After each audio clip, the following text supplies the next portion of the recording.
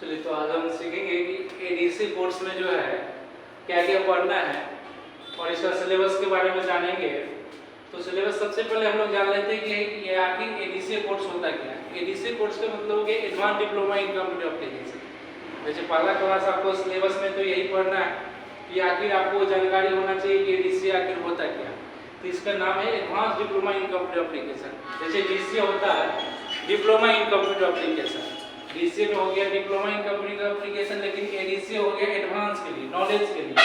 अब इसके अंदर कोर्स अंदर हमको क्या क्या आखिर पढ़ना हमको जो है वो विंडोज ऑपरेटिंग सिस्टम, मतलब कि कंप्यूटर किस प्रकार ऑपरेट किया जाता है। जैसे में कंप्यूटर स्टार्ट कैसे करना है, स्टार्ट करने की प्रक्रिया को क्या कहते हैं, उसके बाद उसके अंदर फाइल कैसे बनाना है, लेटर कैसे लिखना है ना, एमएस पेंट हो गया या वर्डपैड हो गया, नोटपैड हो गया, ये सब आपको सिस्टम सॉफ्टवेयर के बारे में कितना जीबी हमारे कंप्यूटर में, हमारे उसमें कितना जीबी है, ठीक है, ये सब चीज़ के बारे में बताया जाता है वहाँ पे।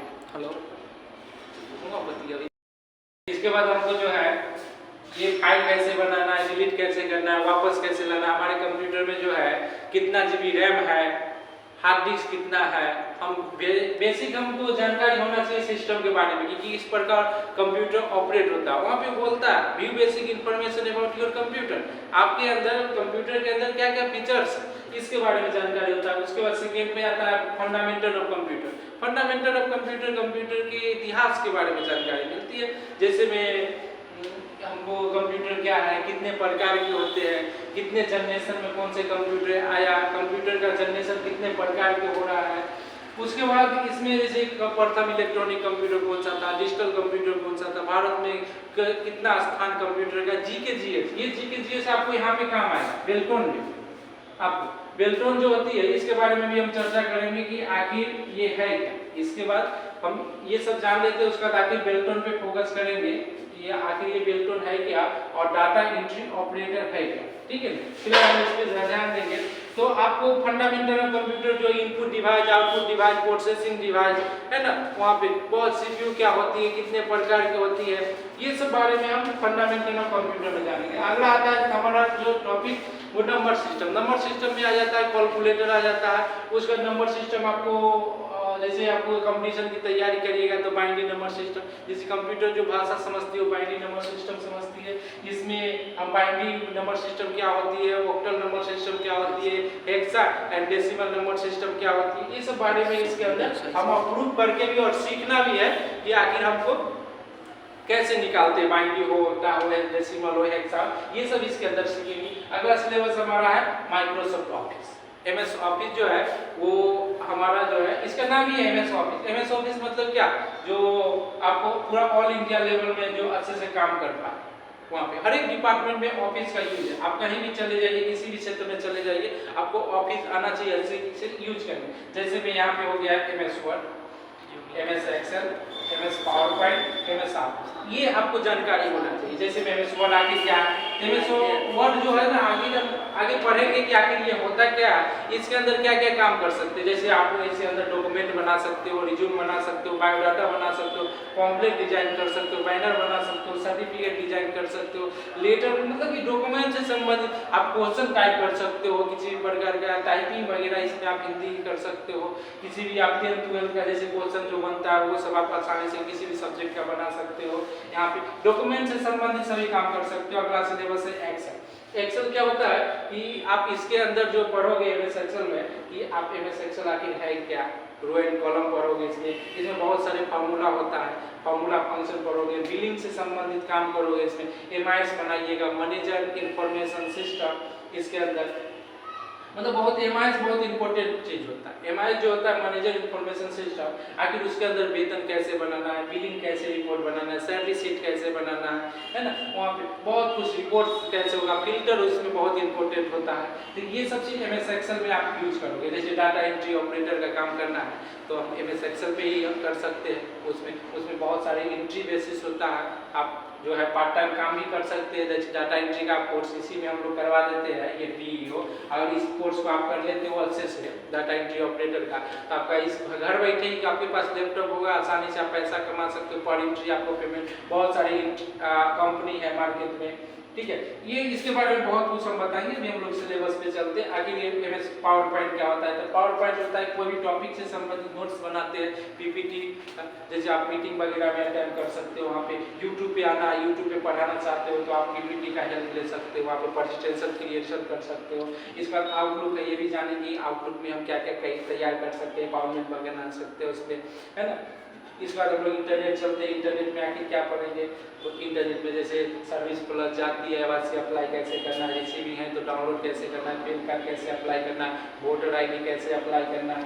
उसके बाद आप जॉब अलर्ट देख सकते हो कि वैकेंसी अभी पूरा बिहार में, पूरा जिला में या पूरा स्टेट में, हमको इंडिया में कितना वैकेंसी आया, कैसे हमको फिल करना है वैकेंसी को, ये सब बारे में कितना हमको चार्ज रहेगा, कोई वैकेंसी भरेंगे तो रेल टिकट कैसे काटना है ना। बहुत सारे आपको यहाँ पे वेबसाइट दिखाया जाएगा, ठीक है। ये सब आप इंटरनेट में अच्छे से पढ़ सकते हो। अपने जमीन का रसीद आपको देखना है, दाखिल खारिज कैसे होती है, ये सब चीज़ आप इसमें सीख जाओगे।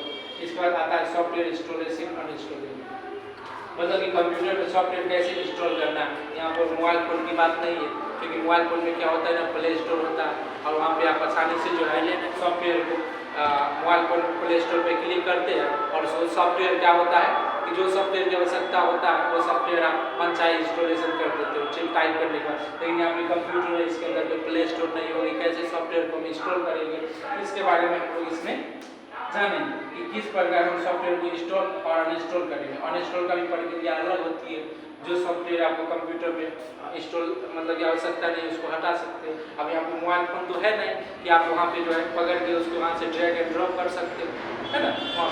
इसलिए आपको सॉफ्टवेयर के बारे में जानकारी, फॉर्मेट कैसे सॉफ्टवेयर कंप्यूटर फॉर्मेट कैसे होता है, उसके बाद हमारा सॉफ्टवेयर कंप्यूटर अचानक स्लो हो गया तो कैसे उसको ठीक करेंगे, है ना। वायरस आ गया तो उसको कैसे हटाएंगे, हर चीज़ के बारे में इसमें आप सीख जाइएगा।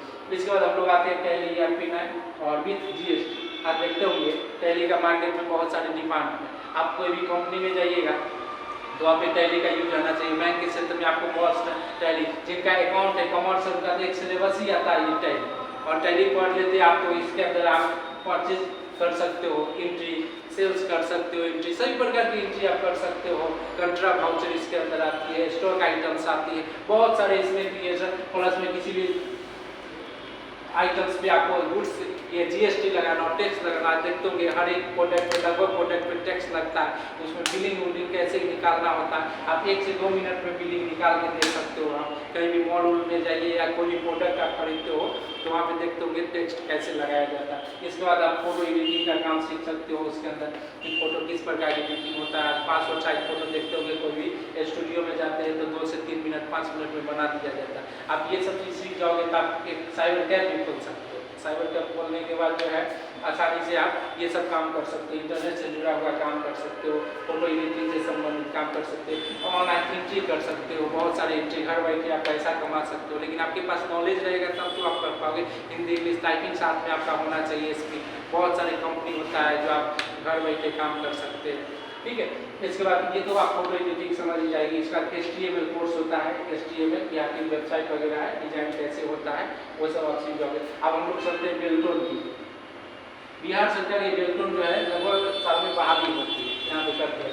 इसमें क्या होता है ना कि इसके लिए कम से कम स्टूडेंट को जो होना चाहिए वो 12th पास होना चाहिए, जो लगभग सब लोग हैं अगले वर्ष। इसके बाद इसमें कम से कम 1 साल का सर्टिफिकेट मांगता है। ये जो आपका कोर्स हो गया AD से, ये 1 ईयर का सर्टिफिकेट आपको मिलता है गवर्नमेंट ऑफ इंडिया का। गवर्नमेंट ऑफ इंडिया का 1 साल का सर्टिफिकेट मांगता है, 12th पास सर्टिफिकेट होना चाहिए, ठीक है ना।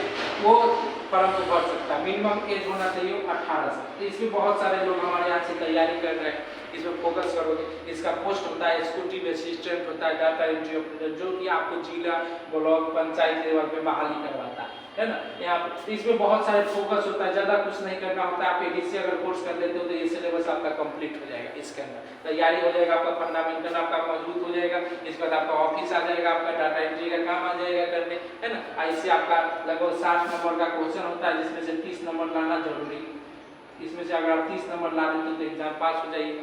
अब एग्जाम जब पास हो जाइएगा तो कुछ समय आपको कुछ दिन तक समय मिलेगा, इसमें आपका इंग्लिश टाइपिंग होना चाहिए 35 वर्ड पर मिनट और हिंदी टाइपिंग जो होना चाहिए वो 30 वर्ड पर मिनट। तो आप इसके बाद जो है टाइपिंग क्लास भी आप ज्वाइन करके और आसानी से जो है अपना इम्प्रूवमेंट स्किल कर सकते हो और यहाँ पे आप जॉब हासिल कर सकते हो। डाटा एंट्री का भी बहुत सारे वैकेंसी आने वाली है ना, तो आपके पास नॉलेज रहेगा तभी ये चीज़ कर सकता है, ये सिर्फ प्रैक्टिकल जानकारी होना चाहिए, ठीक है। मार्केट में ये सब चीज़ का बहुत डिमांड है, अगर आप सही से बताता है ना कि कंप्यूटर पे होगा कमांड तो दुनिया में होगा कमांड आपके पास। और without knowledge of the computer, आपके पास कितना भी नॉलेज है और कंप्यूटर का नॉलेज नहीं है तो अधूरा माना जाएगा, ठीक है ना वहाँ पे। तो आज का ये आपके एडीसी का सिलेबस है, ये एडीसी का सिलेबस जो है वो आपको 1 ईयर का आपको सर्टिफिकेट प्रोवाइड करता है और वो आपका ये सिलेबस पैटर्न हो गया, ठीक है। तो आज के लिए हम लोग रहने देते हैं।